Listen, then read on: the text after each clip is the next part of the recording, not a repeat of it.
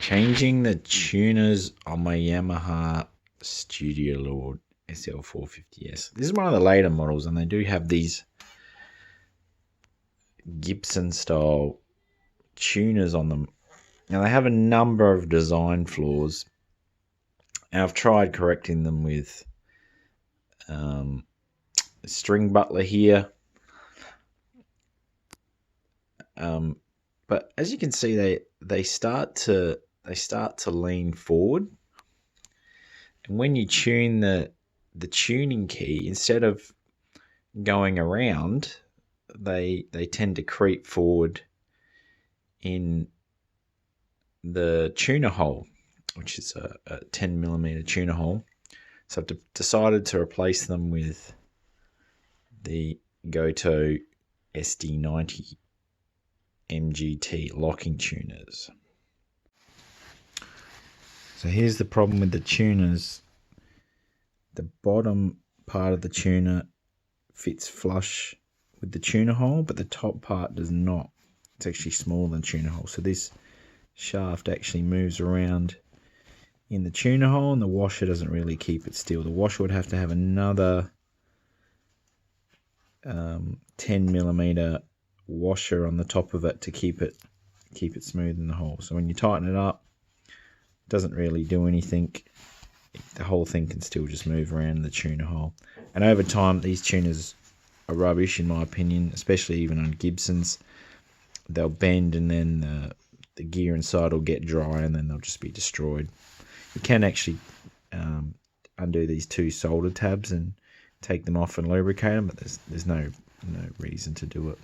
And these tuners aren't available in any other Yamaha Studio Lord either, so most of the others have Grover style locking tuners, or non-locking tuners that are still better than these, so you won't have this issue.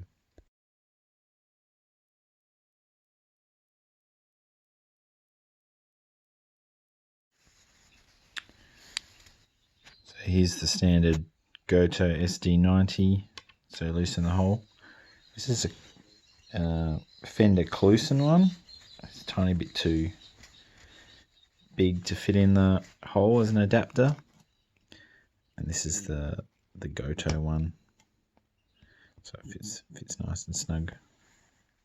Because there's been so much movement in the D and the G strings, the Goto one is actually, the adapter's a tiny bit too big for those ones, and then there'd be a little bit of movement in them.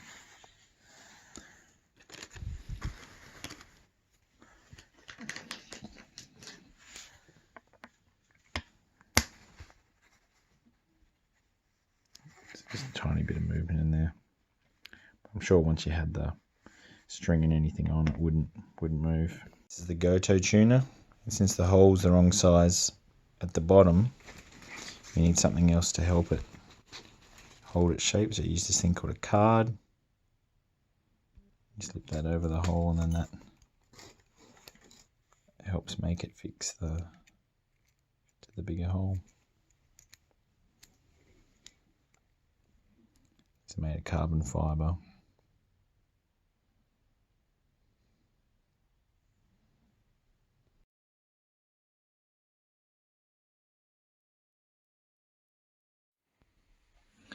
After fitting the Goto locking tuners, it took me a few minutes just to shorten the strings and string them up, but they do work perfectly, which is great. They work almost exactly like my Spertzel locking tuners.